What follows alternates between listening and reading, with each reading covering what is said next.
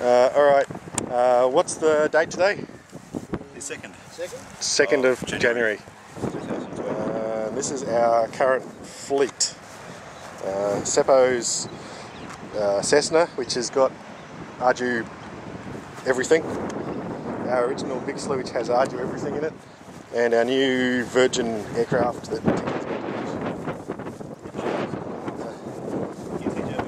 which is a Reaper RV9 or something like that, is it? So this is its Virgin flight.